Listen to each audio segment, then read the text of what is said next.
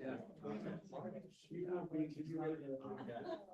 We're going to do a very short round. Much prayer minutes. Corey should have much today. And then we'll go right for it. Yeah.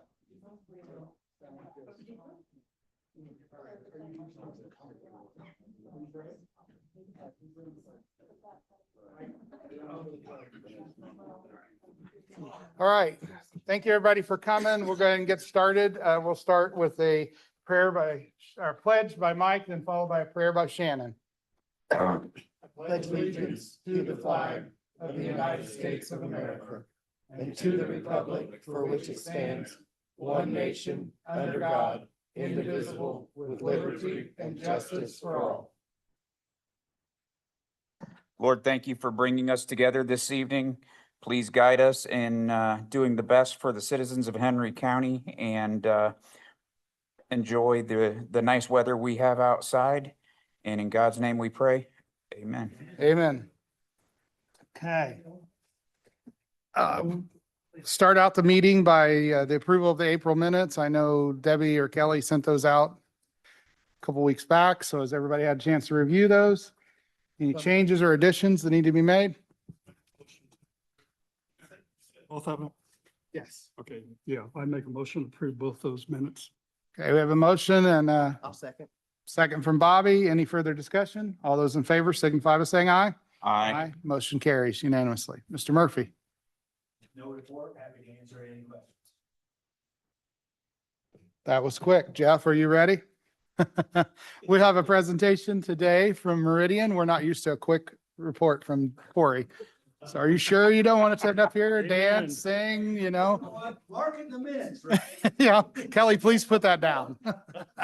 And they spent the next 15 minutes making fun of it. All right, thank you very much for coming. The floor is your guys. Thank you. If you'll, yeah, there you go. That's the little box that'll pick you up for the whole world. All right, so this close enough? Yep, should Okay. be. Because otherwise I'll hug it. So my name is Seth Warren. I'm the CEO of Meridian Health Services. I'm here today with Lisa Suttle, who's our Regional Vice President. Lisa's area of responsibility encompasses Henry County. So she's very knowledgeable about the services we provide here. We wanted to share a little bit about who Meridian is, what we do, because we obviously get some county funding from you all, and certainly very appreciative of that. But, you know, in return for that, you know, thought we, and Jay serves on our board and suggested that we have the opportunity to come talk to you all about what it is and we do here and all the services that we do provide. So I'll talk a little bit about who Meridian is. Lisa will talk a lot about the specific services that are offered, and then we can talk about one of the current things going on that you may hear from some of your constituents. So for Meridian Health Services, let's start with our mission, vision, and values. We're there to provide healthcare, and we do whole person health. And the whole person health is the physical, mental, and social health, because so often patients come to us and they may come for strep throat, but we find out in talking to them that they're depressed, or they need dental care, or that they have food insecurities. And so we are trying to solve all those issues, and we have services to solve a lot of those issues. And so we really focus on that whole person, not just whatever they're presenting. So again, we want to be a leader in the integration of physical, mental, and social health. The mission is to try to make our communities healthier, again, focusing on that whole person. And then we've got our values, dignity, integrity, productivity.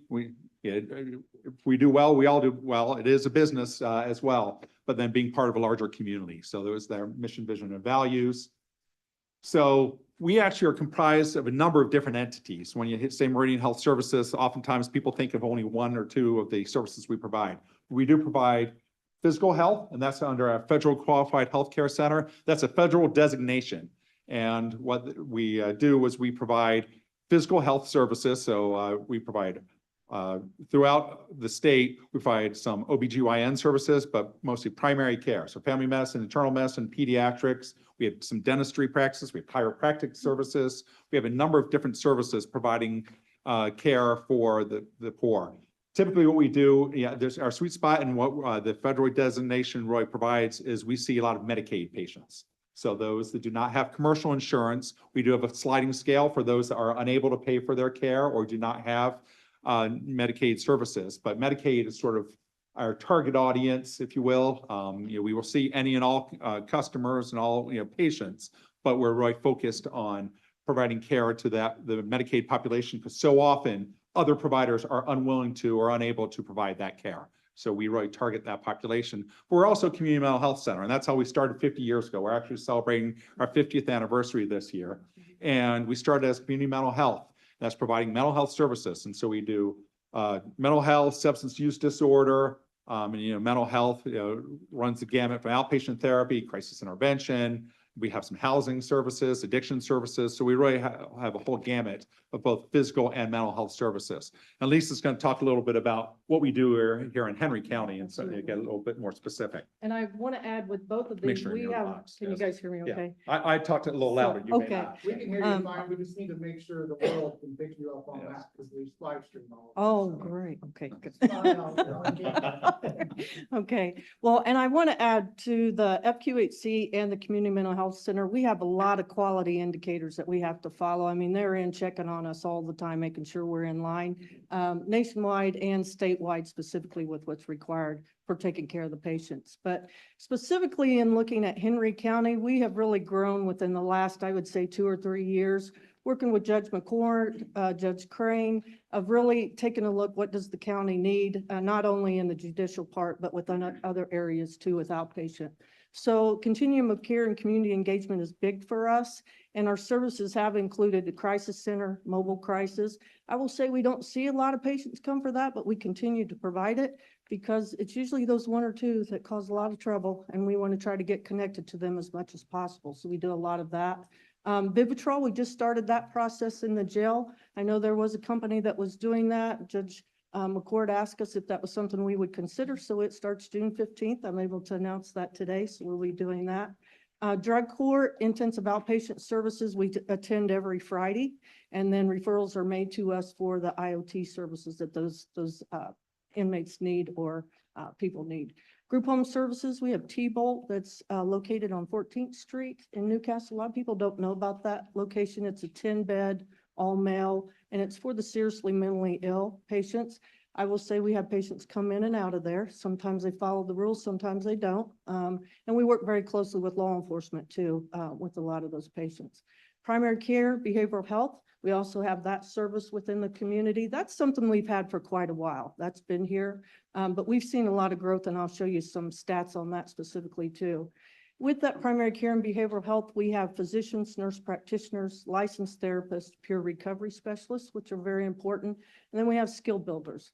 And I talk a little bit about skill builders. They're probably the most important position we have. They go to the schools, people's homes, that kind of stuff, and talk to kids, talk to parents about what's going on with them. And then that flows back to higher level services to make sure they get what they need.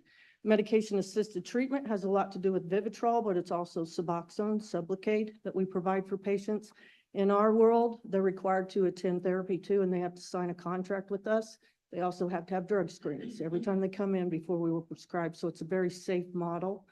We have a maternal treatment program in here, which helps mothers who have children that were born addicted, dependent, I will say, on a drug that they are taking, whether that be alcohol, some type of controlled medicine, or opiates too as well.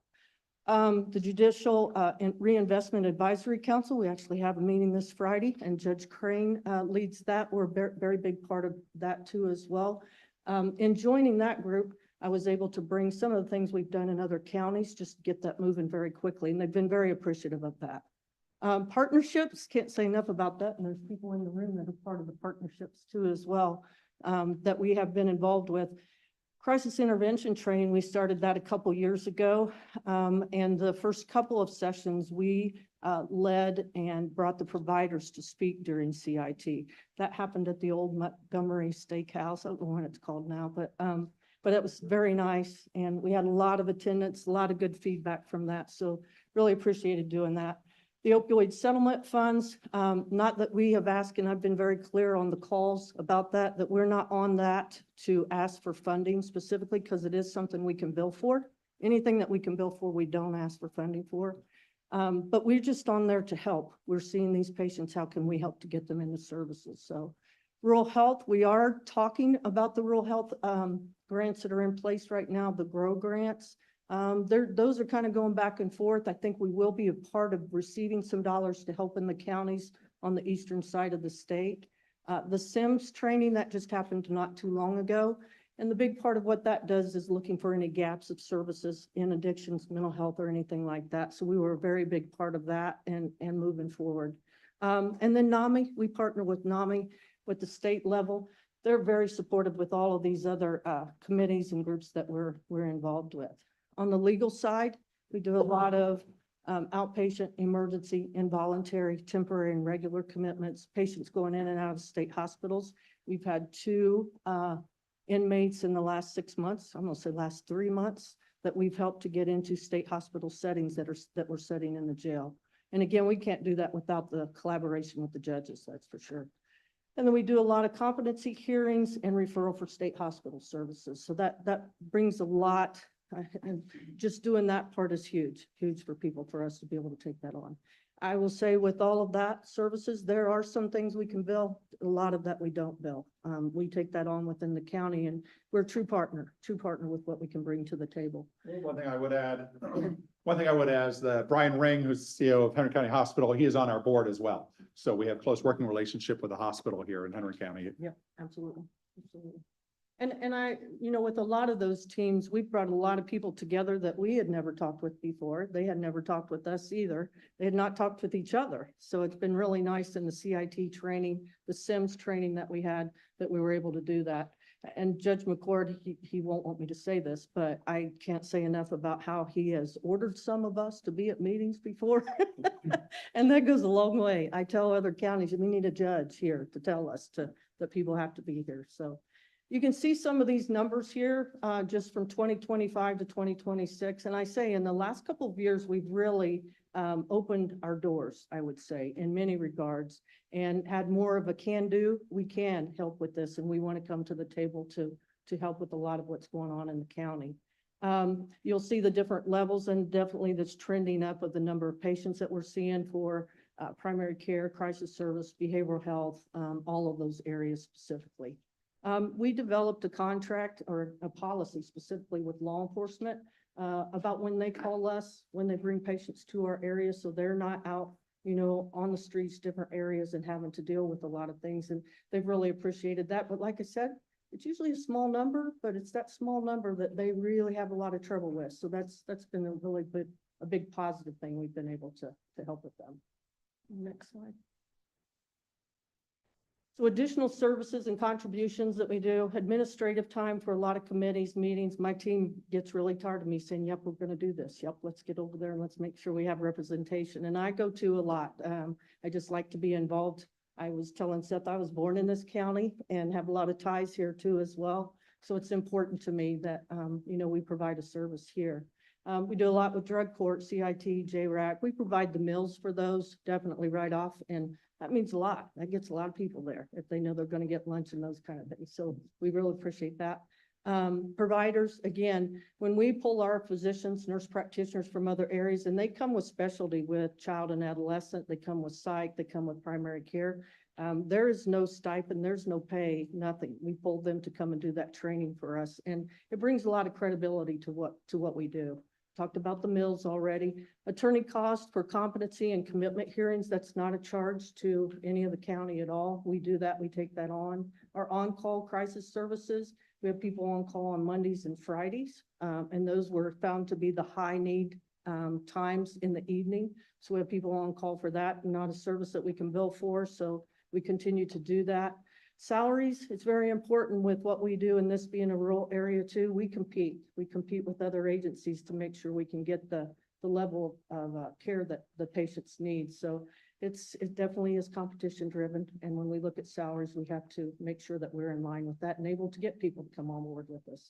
We have approximately 100,000 of write-offs, and due to our sliding fee discounts too. It is a high Medicaid area, and again, that's nobody's fault. A lot of our counties are high Medicaid areas. So, and it is our sweet spot. It's what we come in to help with it within the area, so. And then next, a spotlight real quick. I had to put this in here, but this was our first training at the Montgomery Steakhouse. You can see all the law enforcement that was there, Judge McCord, of course, too, as well. And then our team that presented a lot of the training and services too. Can't say enough about it. It was just a really good session. Always starts out kind of rough. People don't know what are we doing, what's happening here. But by the end of the week, we all truly know each other. If you see each other somewhere, people know who we are. We talk to each other. They reach out to us and say, hey, can you help me with this? You know, we talked about it in the meeting. We always do a survey too at the very end to ask them, what can we do different? What can we bring the next time that you guys are seeing on the road that we need to help you with? And then the next slide. So this is just more about our mobile crisis services, and we partnered with all of these agencies listed there at the bottom. You can see their logo. And again, most of them have attended the training, or we have met them somewhere, been on meetings with them. So they agreed, yeah, let's partner with them to be able to support the mobile crisis services. With the mobile crisis, again, I reinforce what we do there is not reimbursable at all unless we get a patient into our service for intake. But most of the time it's us supporting law enforcement. What can we do to help? How can we help you with the patient? And how can we get them to a better place? So, and then I think the next slide, yeah, is going into. Yes. A lot of you may hear from some of your constituents because right now Anthem just provided us notice at the end of, what month are we in now? Okay, end of April, I guess it was, that they were going to be terminating our Medicaid contract. They did it for no cause. They won't give us a reason why, but we're trying to renegotiate with them. They get paid the same regardless. So it's not a lot of times Anthem will cancel contract with a hospital or something to negotiate different rates.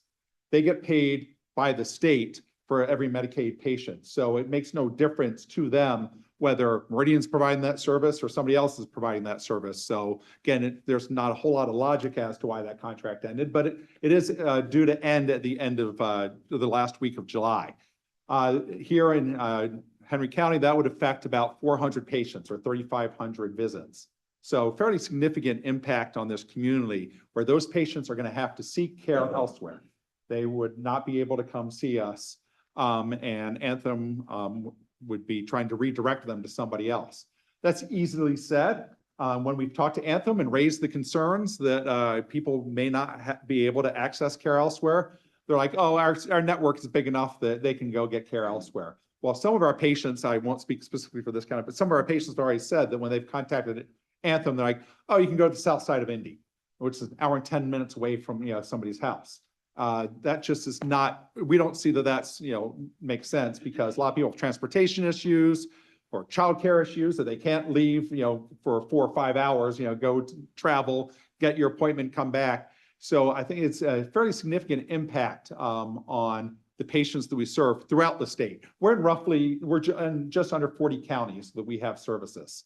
This is one of our designated counties. We're the designated community mental health center, but we provide federal qualified healthcare services in close to 40 counties. So it's going to affect 11,000 current patients across the state.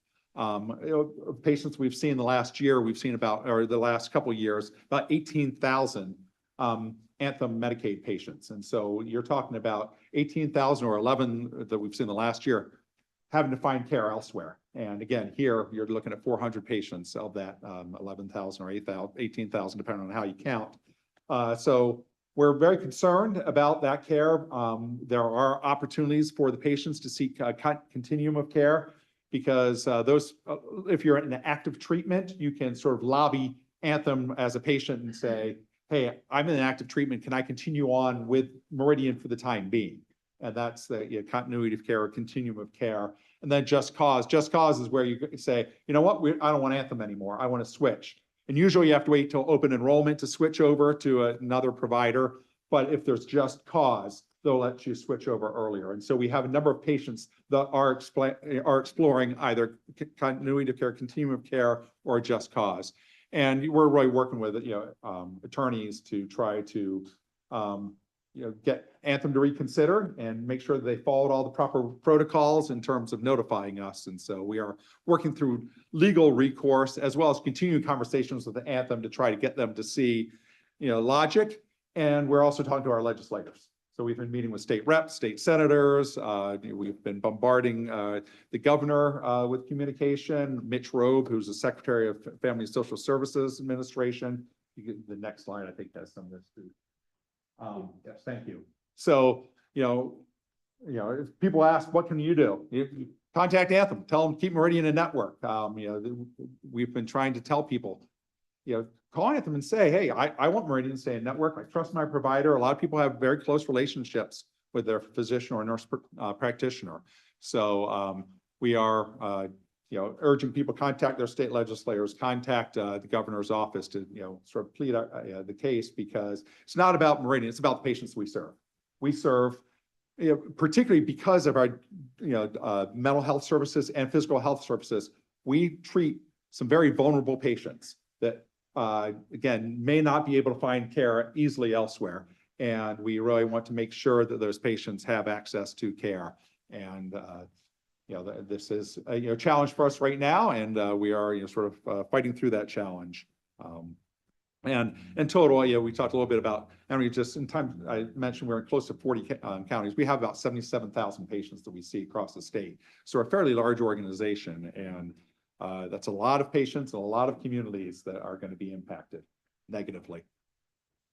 So with that, happy to answer questions, explain things further, whatever the case may be. I know I had issues with Anthem as well. They stopped Silver Sneakers. So I switched from Anthem to something else. I was at Henry County Health, the hospital, and when you sign in at registration, there's a big notice that Anthem stopped coverage on something at Henry County Health. So you're dealing with their cutbacks apparently. Yeah, they recently just did the same thing at Columbus Regional. They contacted them and said you were kicking you out of Medicaid network too. And that's where it's only Medicaid they kicked us out from. We can still see their commercial patients. And actually our employees are covered by Anthem as well. We had switched over to them January 1st of this year. So they're continuing to serve our patients, commercially insured patients continue to serve our own employees. It's just Medicaid that they cancel. So it's a conundrum. Yeah.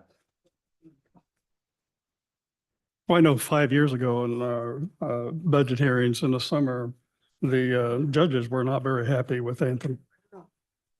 They did not think that we were getting our money's worth, whatever, 300,000 or whatever it is. It is about 300,000, yes. So it sounds like they've had discussions. Yeah. And that's Yeah. maybe, Lisa has taken a huge role in that, so I defer to her to talk about it, but she's really done a great job in terms of working with the judges. good to hear. Yeah, and just, for clarification, that, that $300,000, that's a statute. Yeah, I know that you don't do it out of, it's you're regulatorily required that you, provide funding to the community mental health center. So for the public listening at large, that's not a decision that you have a whole lot of say in, unfortunately, for you. It's, obviously we're very grateful for the funding, but it's a statutory, where each county has to have a designated community mental health center, and that county is required to provide funding to that community mental health center. And your region office is in Muncie, Yes. the eastern. Okay. Yes. Our corporate office is in Muncie, but a lot of our people, again, Lisa lives in Richmond, so she's sort of based in this quadrant of our Don't hold that company. against me. Yeah. You mentioned a couple of times doing some interactions with the jail here. We have, we spend a lot of money on healthcare for detainees. Is that something you guys could provide? Or do you provide elsewhere? We can talk about it. How we were able to do the Vivitrol, it's after an inmate is released. Sure. We're able to get them connected with Medicaid. When they're under the Department of Corrections, umbrella doesn't allow us to bill for anything through the state or the federal government, which makes no sense at all. Well, I don't think they're under Department of Corrections when they're a county detainee. I could be wrong. Is that, I think it is, but. think it that's is, something actually. is we it still can- DOC? Yeah. I do not believe they're Medicaid Okay. eligible inside Gotcha. this building. But if Gotcha. there's anything we can do after their discharge, definitely we want to follow. Well, we're paying somebody. Yeah. So So if maybe that's something. we can- it's something to talk about. I didn't know if you guys had similar relationships with jails elsewhere in the state or something. We do not, but I do know of other community mental health centers that do, that provide primary care that contract with jails. So it's something we could definitely talk about. It's something to consider. We'll have opportunities to, I think, maybe first of the year to talk about stuff. Thank you. Thank you both so much for your Thank you. time. I really Appreciate it. appreciate it. Very informative. Thank you. Definitely. Have a great Appreciate day. it. Thank you. Okay, next up, Cade. The Memorial Park Ordinance 2026-2. I'm sorry. I thought I did, but it's on there. Hello, everyone. So I was just wanting to propose the ordinance that Joel had written up for us that basically would abolish the park rental fund and bring those funds into our park fund, which is the 1179. It just makes our lives a little bit easier. I think it makes the auditor's office a little bit easier as well to if we need to transfer funds to other things that are in the 1117 or the 1117 to the 1179, we have to, I think we have to come here and, propose that as well. And also we have like, in the 1117 and the 1179, we have like two funds that essentially are for the same thing. And if we need like say office supplies, we have two funds for office supplies, but if we need something that's more expensive for office supplies, if we don't have enough in like either one of them, we have to go and combine them, or we have to move it to a different line, or from a different line item. And it's just, I think it's overcomplicating something. I can't remember the reasoning for why it was split up in the first place, but, I can share Well, with you why. Go ahead, Shane. The reason it is because the funding for those it's separate. One of them, the 1179 is funded by property taxes, and the park has its own property tax base. The 1117 is the park rental fund. Those dollars come from your rental. The reason they're separate is because if you budget it all in 1179, that will drive up the piece of the pie of the property taxes that would go to Memorial Park. Shannon, that's not why it was done. No, it was That- done because. That's why I was told it was done 10 years ago. No, So, It wasn't quite- It wasn't done 10 it- years ago. well, It was- whenever it So I was. was on there. So it was done I was the originally. commissioner. It was done originally because the 1117 funds actually went back into the general fund. And those funds went back into the general fund. And at the time, the superintendent came and asked to receive those funds and use them for the purpose of the park instead of it going back into the general fund, which is what had been done for decades. It went back into their general fund, not the county general fund. It went back into the parks general fund.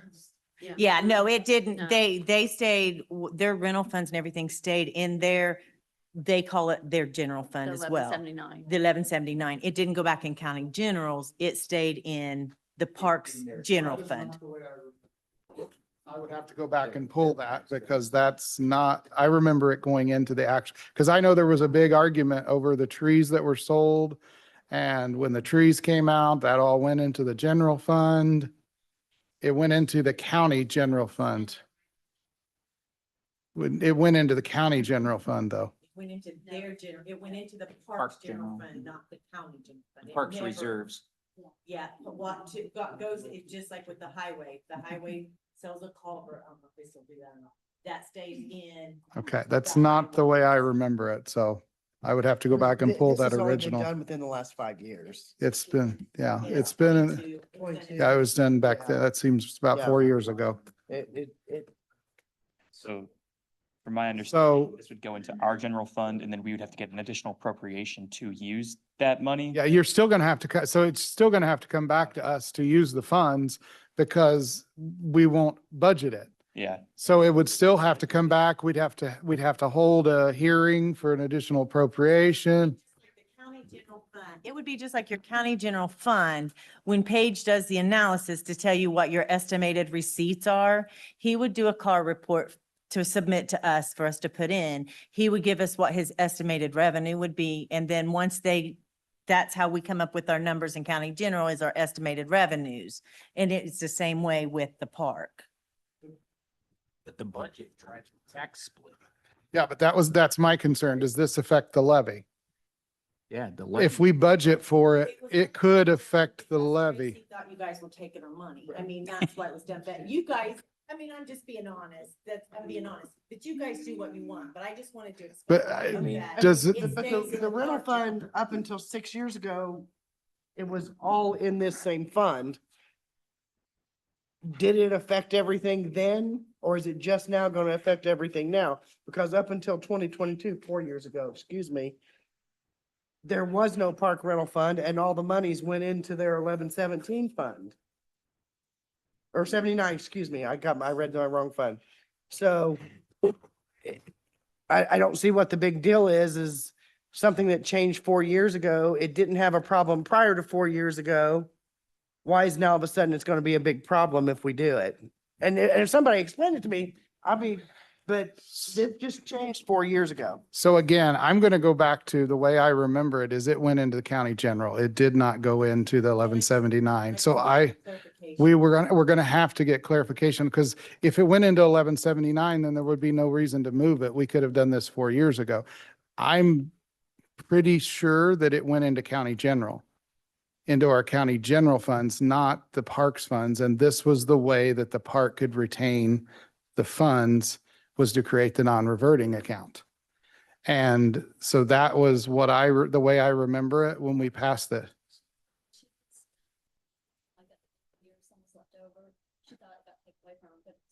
Yeah, it just stays, it's a non-reverting fund. But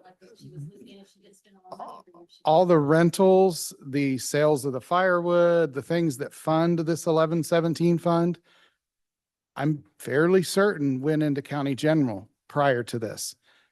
That's the only thing that was the reason to retain it. So we need to double check that because that's the way I remember it. And that was because myself, Ken and Susan, you were on the council at the time.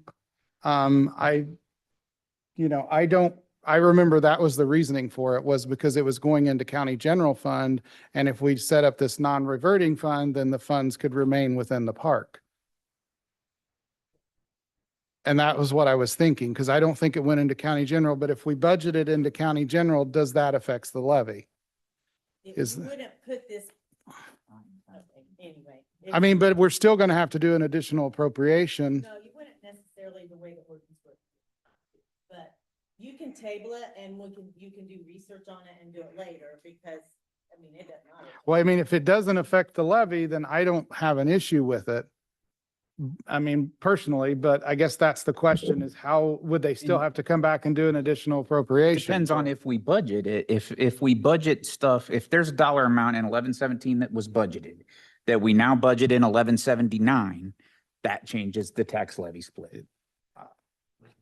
I would think it does, but Joel, do you have an? I don't know that off the top of my head. I mean, it could potentially, somebody would go try to find that answer.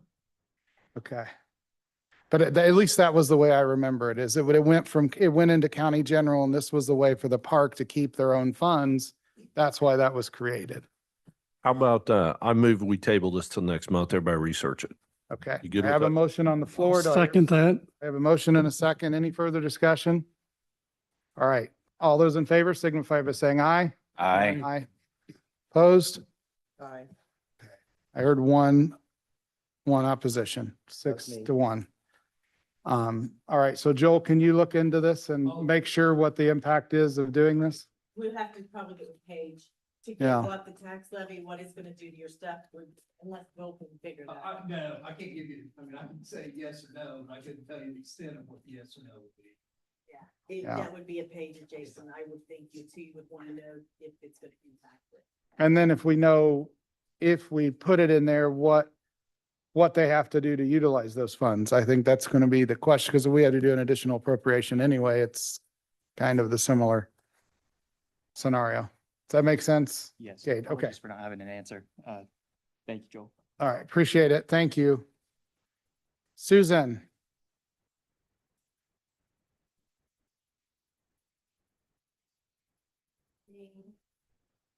I am here to request that you all would approve an amendment to the 2022 GO bond. And I wanted to just give a little background. In 2022, you all issued a general obligation bond in the amount of 5.8 million. And the intent of the bond was to renovate the courthouse. The language of that bond committed 5 million to the courthouse and the remainder to other county buildings. And at that time, the county council wanted to focus on the courthouse, and we were not aware that we were going to have federal funds that would help in the entire budget for the building improvements. In 2024, the county commissioners committed the remaining ARPA funds to existing county buildings. That amount was 3.7 million.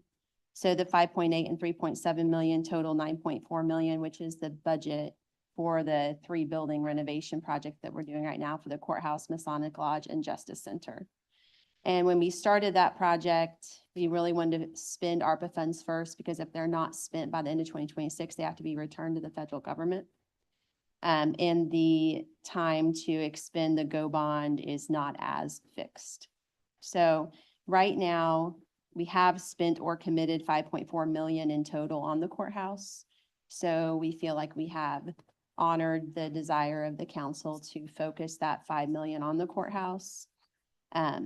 But we have paid first from ARP. So what would simplify things for Debbie is if we can continue paying the rest of the bills from ARP. There's just under 400,000 right now. And then after that, pay the rest from the bond. In total, the amount spent on those 3 buildings will be 9.4 million. The only thing we've discussed doing other than those 3 buildings is approximately 40,000 on the 4-H barns.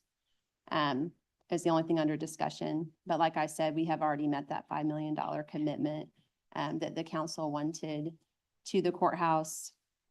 And the original bond language said the issuance of bonds in an aggregate principal amount not to exceed 5,815,000, the use of 5 million of bond proceeds for improvements to the courthouse, with the remainder of funds available for funding certain capital improvements to county-owned property. So that was any other county-owned property, and 5 million for the courthouse. And the amendment changes the entire language to the ordinance shall be and hereby is amended to revise the definition of projects to improvements to the county courthouse, justice center, and office building. So that 5.8 million has to be spent on the 3 buildings.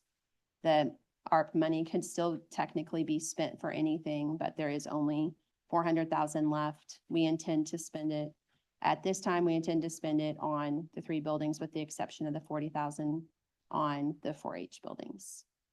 There is, That hasn't come to the commissioners yet to vote, right? what's that? The 4-H buildings has not come up for a vote yet. We don't need to vote on that because it's from ARP, and we already voted You to, have to approve quotes, though.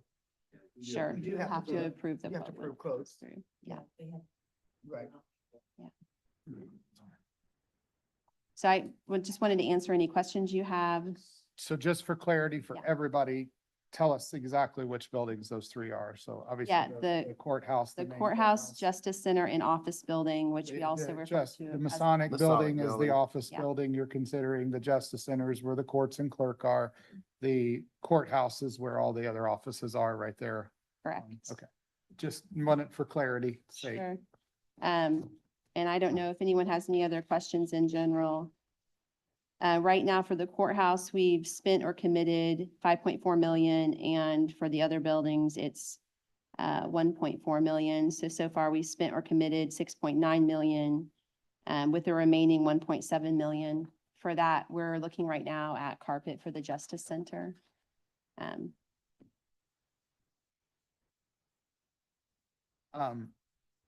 When do you propose that you'll have all these funds spent? Isn't there a time limit or is there? The ARP money by December December 31st, 2026. This funds can carry over. It's gonna even, that's, It takes time to spend 1.7 million, which is what we haven't. I don't know that didn't we've ever yet. expended any bond in the time frame that it was actually supposed to yeah, be expended it's- by. there's no problem with carryover. Ideally, it would be. Now, they don't like it by if you go January. multiple years. They don't like it.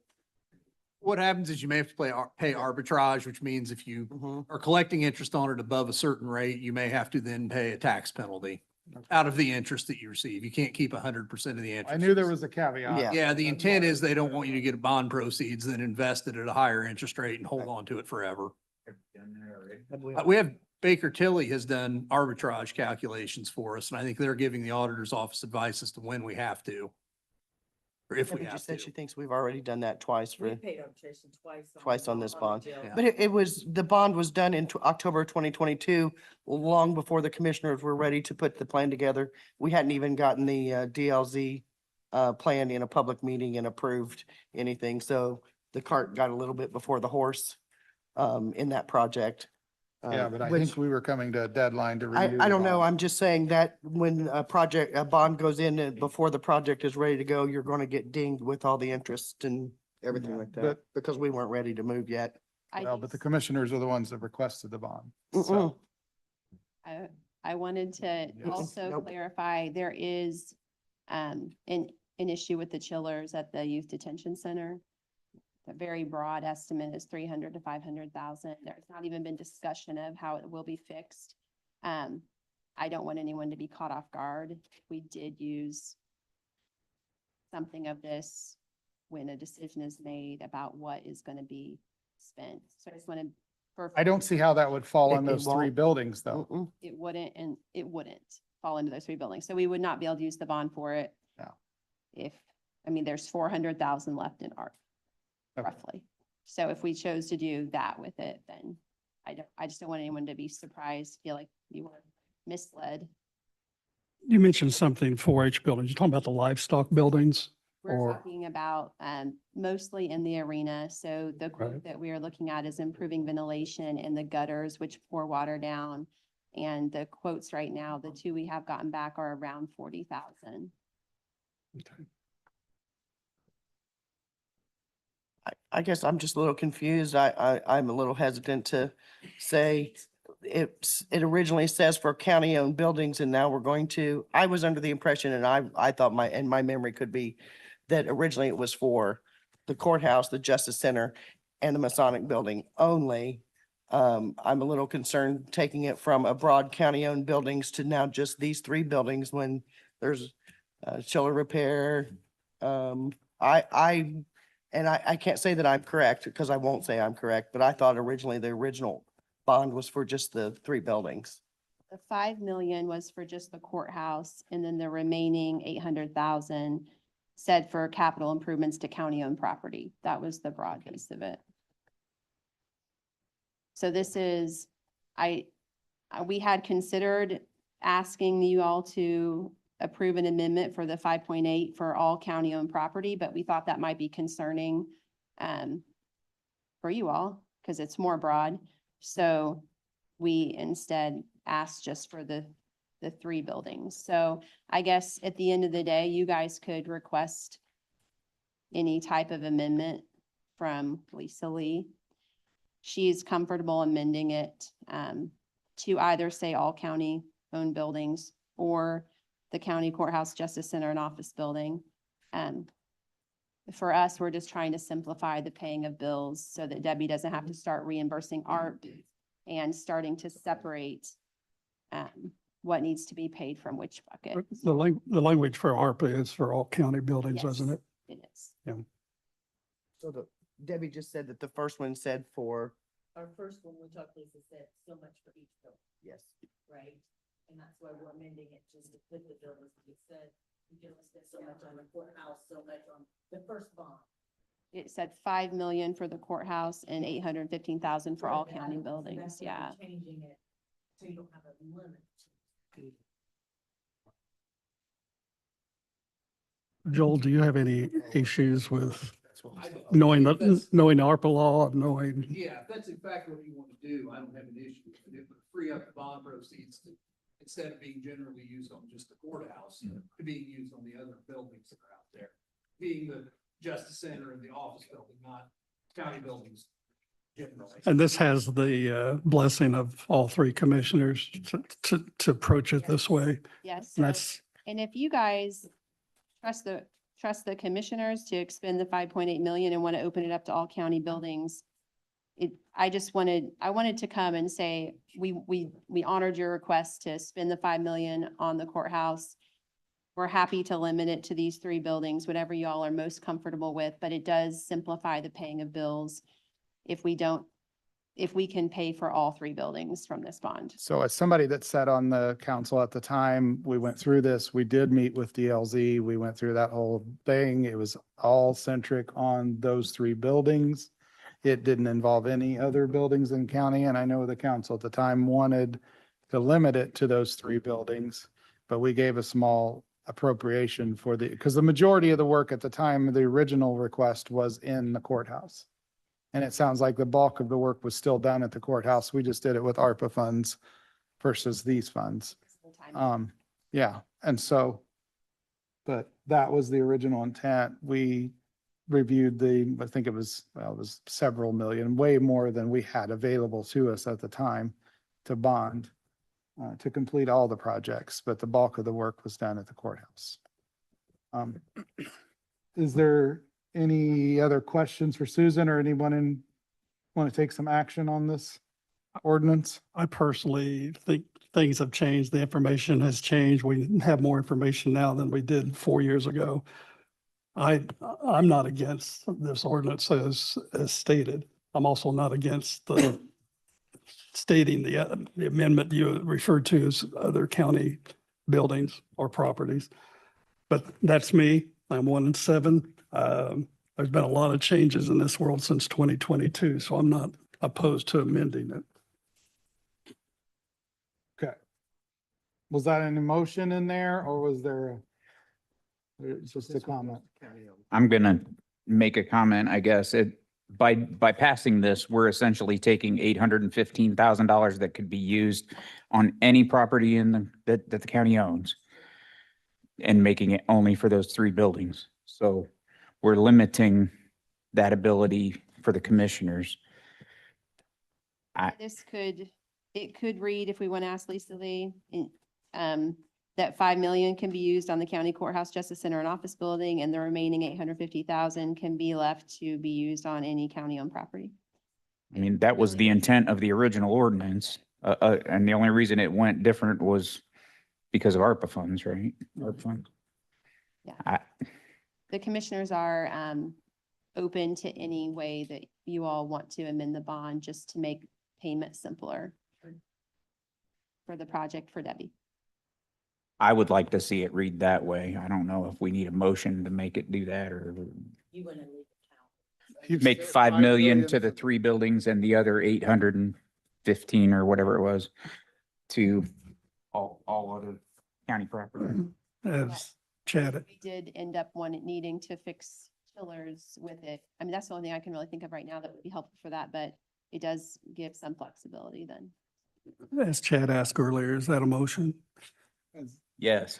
I'll second it. You speak your motion so that it makes sense. That's going to eliminate your 1.7 million that you're not going to have again. No, because it's still it's still an all county building, or go ahead, finish your thought. I don't, well, if you can only spend the 5, I guess my question is, you can only spend 5 million on the 3 buildings and the rest on the other. So you can't spend that other on. No, it's the 815 would be for any county building. Including the. Could 3. include the 3.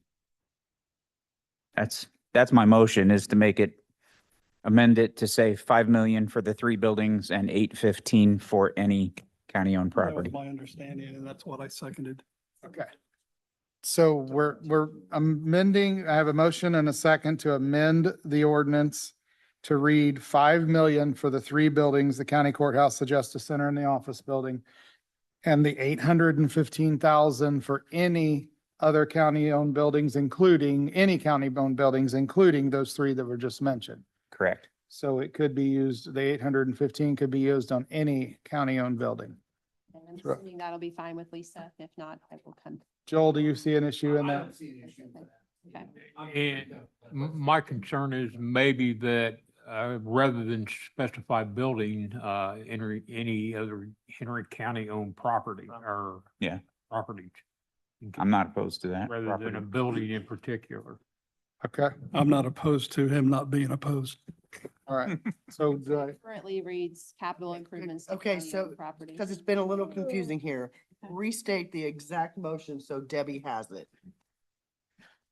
To amend the ordinance to read $5 million for the courthouse, the Justice Center, and the office building, and $815,000 available to any county-owned property. Property. And I second that motions on property. real estate property, not to even throw more confusion, but real estate property or any property, because there's a legal definition could be. I seen Joel thinking over there. It currently Legal reads definition could be a new paver. or- Certain capital improvements to county-owned property. That's what it currently says. Yeah, capital improvements, I like That could that, be, just how it could be reads. equipment, it could be anything. I mean, I just don't want to change the intent of the original ordinance, that's all. Okay, so did you guys, are you good with that? So I have a motion and a second. Any further discussion from the panel? Okay, all those in favor signify by saying aye. Aye. Aye. Motion carries. Thank you, guys. And so I appreciate you working with us and. Okay, and so quickly, while you're here, and I know you got to go to ICC, but you had questioned about us renewing this bond because we're talking about this bond. So we did receive a report from Baker Tilly and tax impact neutral. Next year, this body could pass a bond of $6.7 million for a 5-year schedule. We would need to, everybody got this today and via email because I got it first thing this morning. I got it earlier this morning. I sent it to everybody via email. We all have printed copies to review. This is something we need to take up in the next few months. We need to kind of have a game plan by October so we can get everything in the books by December 31st. So that's just the high level So what feedback. process would you like to follow? Do you want us to bring a bond proposal to you all? Sit down, and have a work session or bring a. bond That has proposal been and the Have a work session? I Okay, think that has been So the we've been way talking we've done about it in the this. past and I know that, again, that was the way I remembered we done it with this last one. We all did this DLZ work sessions and did all those and we've been um, talking about what will go in that proposal, so just decide when you want it. okay. I Well, think- I think a work session discussing the prioritizing projects. and we have some time, but we don't have an extended period of time. We have a few months. So, okay. Anybody have any questions on this report? Obviously we can talk about it later, but I know you probably haven't had a ton of time to review it, so. Yes, it is tax neutral. That was my request to Jason when we asked for it. So next on the agenda is the report from TS Tech. I don't know if you've all had a chance to really review this much. My recommendation is that we treat this very similarly to what we did to the one for Draper. We table this one. I've asked Corey if he would be willing to pull together the abatement committee again to take a look at it, because there's a lot of holes in this report. And there's some questions. And so that's my recommendation, but it's up to you guys on how you would like. I would like to make a motion to table it pending review with Corey. Who's our abatement committee? Yeah, with the abatement. committee. Who is our abatement? I forgot. Chad and Myself, I and Shannon. Mike. Okay. Okay, I have a motion. Do I hear a second? So I've got Mike seconded. Any further discussion? All those in favor signify by saying aye. Aye. We'll table that report. Next up is Grady. Again, this is this annual report that they always do for their abatement. This one was taken out quite a while back. Anyone have any? It's for our purposes only, I think, just. It is. Go ahead, Corey. Please come tell us why we're getting it. I'm confused why it's coming to you. Oh, that's that's my Sandy. fault. Never mind. That's my fault. You don't, it's not. yours. That's, She answered your That I question. did it. That's my fault. yeah, That it's goes to the a, city. all right. So moving on, Proved it, yeah, no kidding. Yeah.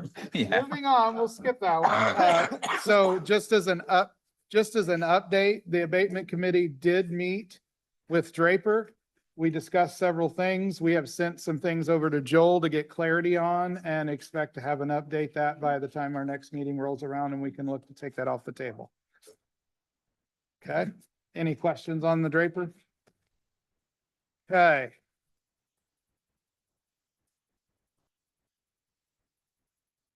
The discussion of the food and beverage. So I mentioned this in a meeting, a few meetings back, that I think we should, just for clarity for everybody in general and kind of want to get an attitude or, you know, a desire from this committee as to how we want to handle these requests.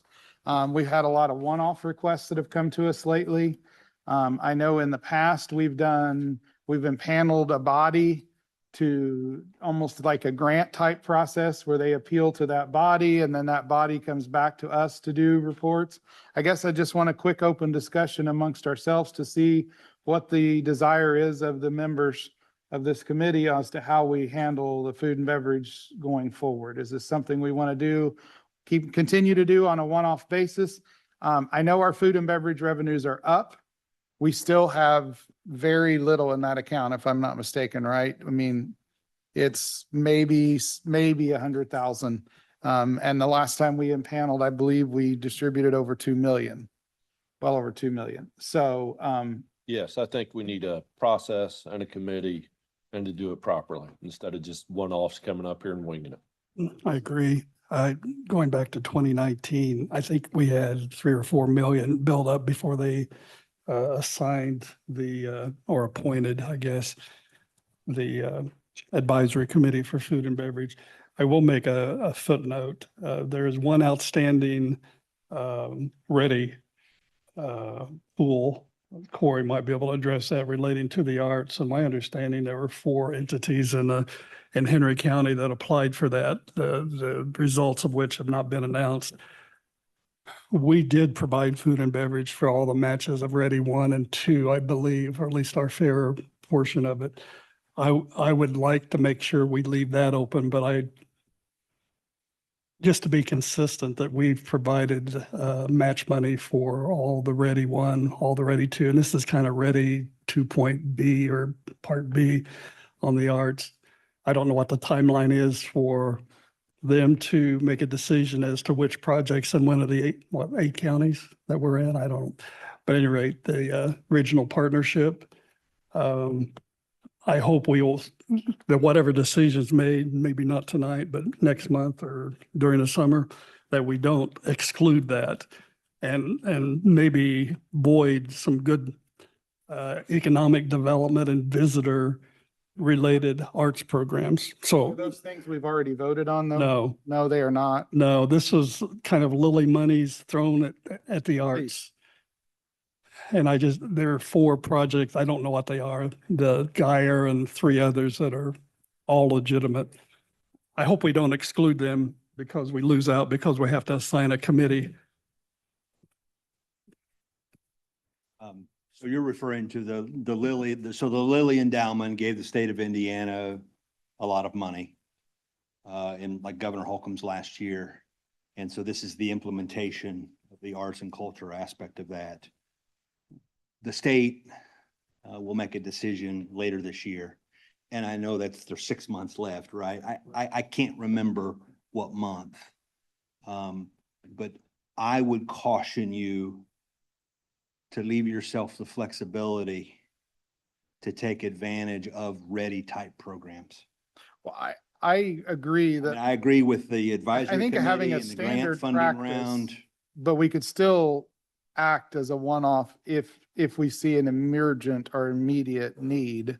I'm I not don't, sure how you balance that, but the county's food and beverage is a competitive advantage when we are going after ready type programs. just understand that we did the main distribution from the panel.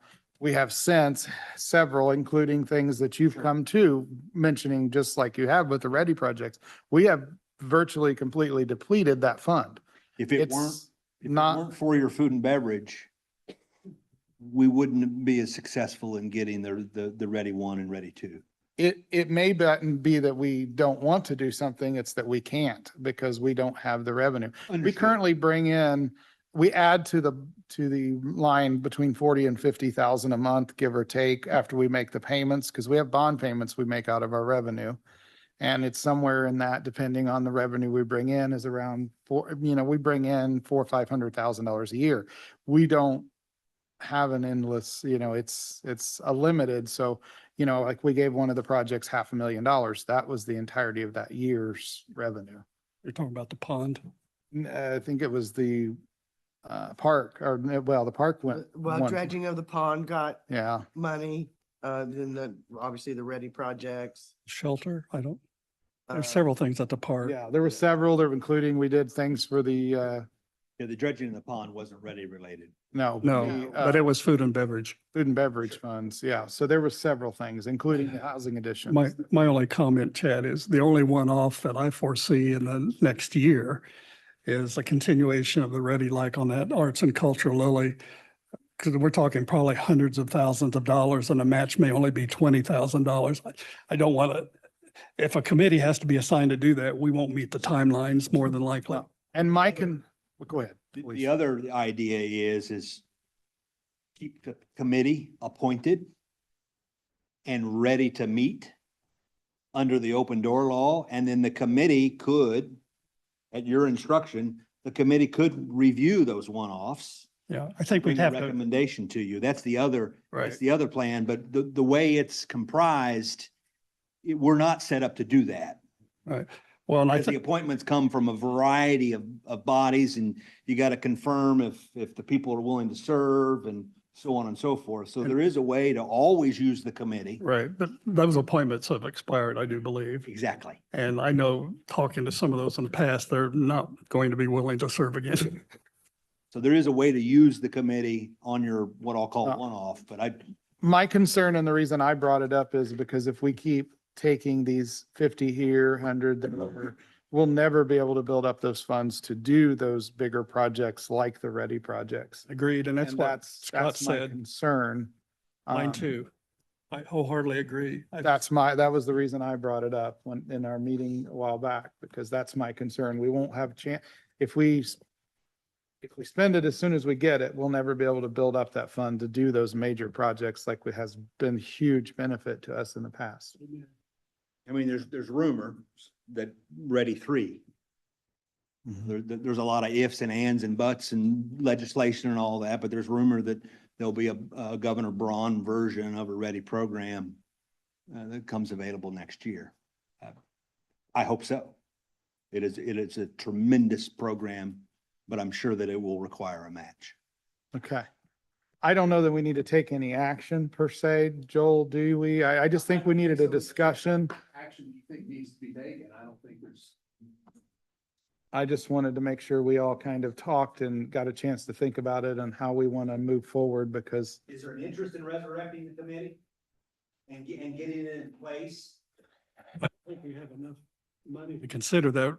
We've had several million each time we. and I guess that's the thing. Do we, to what degree do we resurrect a committee? Do we do a smaller committee that only exists of a few, like 3 council members, a commissioner, Isn't- the isn't that auditor? Committee set up by statute. It's set up by statute. Yeah. It It's set up is, by so that we statute. can't. I think each commissioner gets each commissioner gets an appointment. I can't remember if it's 1 or 2, but each commissioner gets an appointment from their district. I think the council gets at least 1. I think Middletown gets 1. I mean, it's set up by, that committee is designed by statute.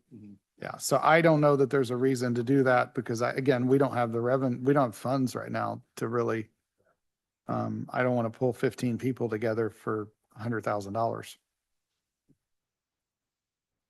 At least that's my thoughts. Okay, anybody have any other thoughts or questions, comments? All right, the next thing on the agenda is we need to kind of nail down our budget hearing dates. So, I know it's always tough because, there's 7 of us, 10 if we count all 3 of the auditor's office that are always here. And, it's difficult to get everybody in the room at the same time. I also wanted to get everybody's thoughts on how it worked last year with you guys, each department meeting with their liaison, and those who have those more complex budgets like the sheriff's department, the highway department, the park, the health department, the commissioners. You know, those were the ones that we wanted to make sure that we sat down with and discussed everything. The other smaller departments that are mostly people and paper, like the auditor's office, the treasurer's office, the surveyor's office. It seemed to be much more streamlined, just meeting with the liaison and letting the liaison present if there were any changes to that effect. So what did everybody think about that process last year? Was that something that everyone found amenable to continue that? I'm seeing Scott shake his head. Okay. All right, so then now we're looking at dates. You know, I know that week of the 27th, it's the end of July. Debbie, I don't see any conferences or anything at that point from AIC. I don't know what folks, The Brats Cookout's the 31st. that's Friday. We normally don't do Friday, but I mean, yeah, so I don't know what everybody's schedule looks like that week. I was just gonna throw that out there because I know there was nothing, no auditors conference, no, there's a treasurer's conference the next week. So I mean, that makes things a little bit different, and Why do we have to start that early? We talked a couple we don't months ago. have to start that early. We can push it to because we have the option this year to make our final meeting the hearing date. And so we can start later. We can push into later in August. I know there were several of us with vacations in the middle of August. So I think if we push into August, we're doing the end of August is when we're looking at. We're looking towards the end of August to do that. Do we know when we're, any idea as far as Baker Tilly's 5-year comp? Yeah, I sent an email out to everybody, the one page, I sent that out last. Oh, I probably read last it. week. It was, Paige believes she will have it to us by the end of this month, 1st of July. Okay. So I that did- should come out by the end of this month, 1st of July, first week of July. So we should see it in the next 3 weeks. I can meet anytime on that week of the 27th, except the morning of the 29th. Okay, so what's everybody's thoughts? Do we want to push it? Do we want to try to start it early and earlier and do July, or do we want to push it to the end of August? I want to push it till later to get, good with last that? time we were trying to wing in a prayer just to guess what the lit was going to look like. So how If about we push it later, we'll know. how about the week of August 24th then? I can make that work. Well, so what happens is you'll set these dates. Your last day of hearing is what I'd like to do. Your Work last back date of from your there. hearings will be the public hearing. Mhm. Once your public hearing, then you can't change it. The only thing we can alter after that's the salaries, right? Salaries you have till November 1st. Yeah, the only thing we can alter after that date is the salary. So if if we say we did it scheduled 3 days, just throwing this out there, not we would, but the 24th, 25th, 26th would be the hearing. We're locked in. We cannot make any changes once we lock the hearing in. The only thing we could alter from that point is the salaries. What date do we have to have the hearing? Is there a date?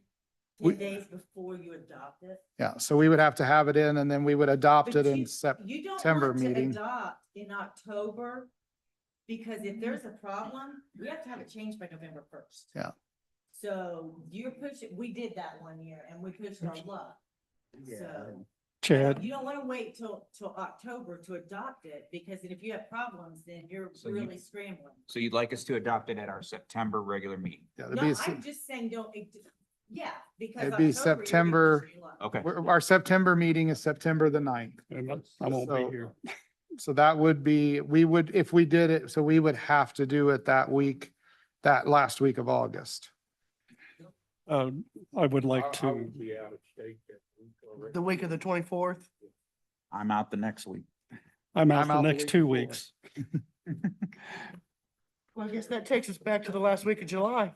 Jay, where are you? I mean, you guys could adopt it in October. If you feel comfortable with it, that nothing's gonna go wrong, you can adopt it in October. Just pushes it. I'm retired, I can do one.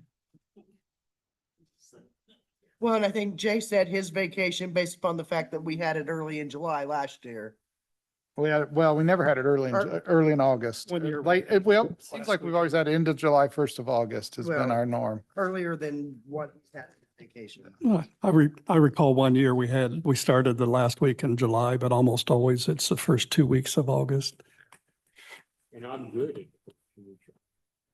I am too. So there's a treasurer's conference that first week of August. And I don't know how that would affect some things. And then there's I'm out the second week of August. I'm out the 12th through the 21st. What's the last week of July and the first week of August look for everybody? Well, I'm sorry. She's talking to herself. Okay. I'm good.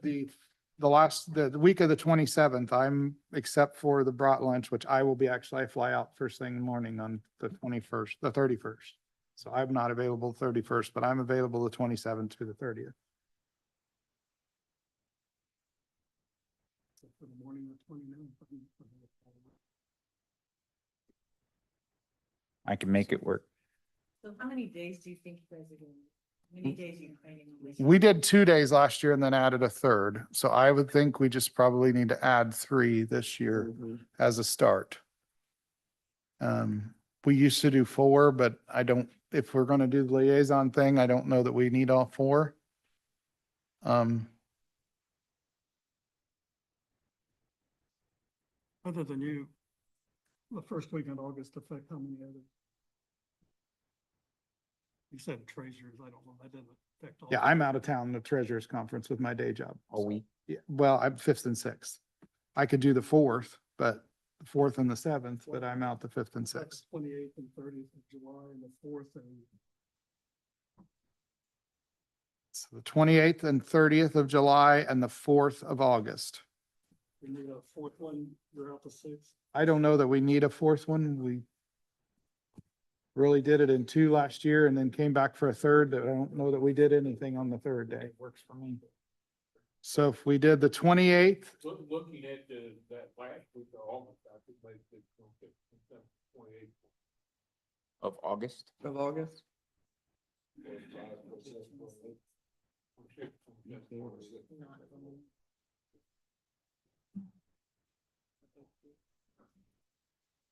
how's there 20? I mean, Kelly and Bobby can start it. They don't have to be. They can start it. They can start it. Yeah. I can't, they're talking about doing it August 26th. So what do we think? Do we want to do it late July, early August, or do it end of August? I'd like to do it. End of August is what I'd like to do. End of all. Bobby? I'm good. I could do the 26th, 27th, 28th. And Jay, you're good there? 26th, 27th, 28th. So that would be Wednesday, Thursday, Friday. I'm out the next 2 weeks. I'll even miss that. September 9th. Yeah. I'm out. Um, 9 weeks.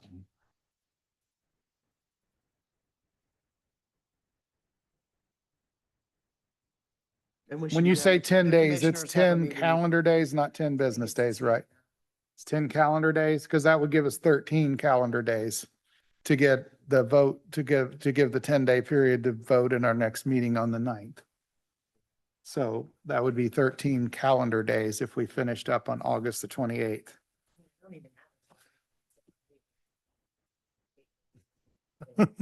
Okay, so Mike, you good with the 26th through the 28th of August? Yes. Kenan, Yes. Shannon, Hobby. Okay, it's set. The 26th through the 28th of August. Just remember the commissioners have a meeting at 6 o'clock on the 26th and we'll be done before then. Oh, should be, and are we gonna do 8 to 4? I think that's what we've done in the past, 8 to 4?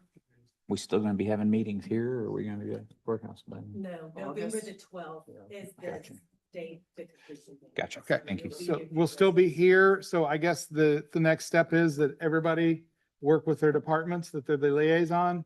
Those ones that we already mentioned that we'll definitely get, we need to start setting schedules.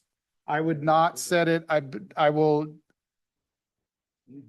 yeah. Yeah, make sure this room's available. Yeah. Yeah, and then we'll set Baker Tilly to come in and discuss like we have in the past, the morning of the 26th. So I would not schedule anything that morning. But we'll schedule, and then hopefully we can schedule most of them the afternoon of the 26th and the 27th. And then we get the 28th to clean up anything we need to. Does that sound 28th to armor. reasonable to everybody, including you guys? Does that sound workable? Okay, so if you can talk with your departments, I don't know how we can do a calendar. If Debbie, Kelly, Bobby, if you guys will coordinate the calendar. I don't know if we can do a shared calendar on this. Jeff's back there. I don't know if there's a way to do a shared calendar with the council members where we can try to schedule those dates for all the departments to something like that. We got technology, we might as well use it. So we make sure we got. All right. So we do not have to address the Ann's payout because that was addressed in the commissioners meeting today. So nothing to do there. Anything additionally from, oh yes, Shannon has something he would like to talk about. Real quick, give you guys an update on the AIC virtual meeting. If you're going on Saturday to the AIC meeting, you'll probably see some of the details of the lit. At our previous meeting, we discussed forming a must committee and having Baker Tilly help with that on the condition that the city agreed to pay for half of it. I was asked to attend the city council meeting. I don't remember what day that was, but I attended, gave them a quick presentation, answered some questions, and they approved paying $15,000, matching our $15,000 to have Baker Tilly work with us with the must committee. The must committee will be a representative from county council, and then it will be the fiscal person from every city and town.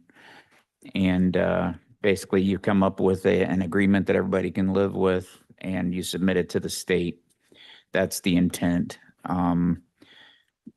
AIC is being very cautious, asking us to not move forward quickly, wait to get additional information. The soonest they would like us to submit anything is October. They would like us to have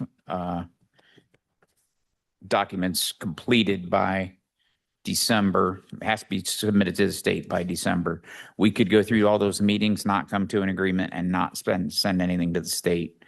But AIC gave a good presentation on what the current lit looks like, what the new lit needs to look like. They also talked about their new portal that was developed to be able to put in different scenarios and see how every taxing authority is affected. And basically they said during the meeting that the new tax system does not work in a way that they can keep every taxing unit whole.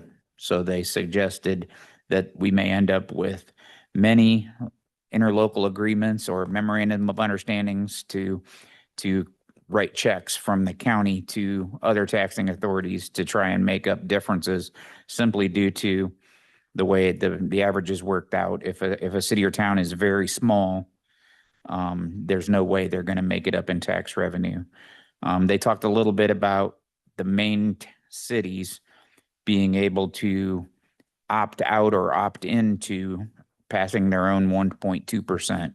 If they pass their own up to 1.2%, it is taxed on only the citizens inside the city limits. If they choose to opt out, then they get a defined share of the 1.2% that the county would collect from all the citizens in the county. So depending on a lot of factors, some cities will opt out, some will opt in. We don't know what that looks like for us yet. The portal has not been released. It will be released. The auditor's office will get notification when that is done. Baker Tilly has some of their own tools developed to try and provide us with some of those scenarios. Is very complex. I will tell you from sitting through that hour-and-a-half meeting, it is very complex. One of the things they said, two major points. One, make sure you 100% know how much of your lit is going to property tax relief. You have to know that because that whole thing goes away. And we have to know where the revenue ends up afterwards. So that's something we need to identify and make sure we've got clearly where those things are.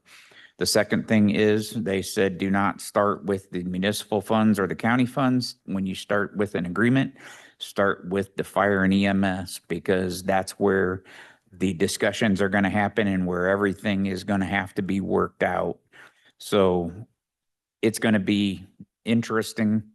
They said first thing you got to come to an agreement on with everybody is what's our intent? Is our intent to keep revenue neutral? Or is our intent to make up the differences and losses from SEA 1? And if all the cities and towns in the county don't even agree on what the intent is, we're not going to come to an agreement. So a lot of discussion, I'm sure will be had at the meeting on Saturday if you're going. So that's all I've got. Happy to answer questions if anybody has any. Confirm it was very complex. I think my head was spinning. I don't know about Shannon's. I went back and rewatched it. I couldn't watch it that evening, but I agree.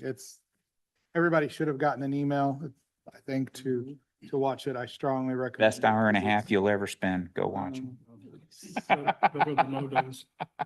It is a lot of information in a very small package. So, and I came out with way more questions than answers. I'll say that. So, anyone have? Just getting everybody to meet between all the municipalities and. It's going to be a chore. Well, we all have our own selfish intent. And that's the problem with Henry County. And if you pull the DeBoer report, which I've said I think we're at 1.06, if I remember correctly. So just to stay revenue neutral in Henry County, we need all but barely 10% of that 1.2, just to stay revenue neutral. Or 1 of 6 of what? 1.06 is what the percentage of the 1.2, just to stay revenue neutral. So, there's not. That doesn't count making up any of the shortfall from property taxes. Exactly. So there's a lot of challenges we're going to see in these next couple of years. And let's just all hope they change something next year and it gets there, which they've got to in the long session. So make sure you're talking to your legislators all the time. Additional from the council. Those in the public, the department heads or public at large. Jim, nice to see you here. Thank you. Thanks for coming. Anybody have anything? I'll take a motion to adjourn. Motion to adjourn. Thank you, everybody. Appreciate the time.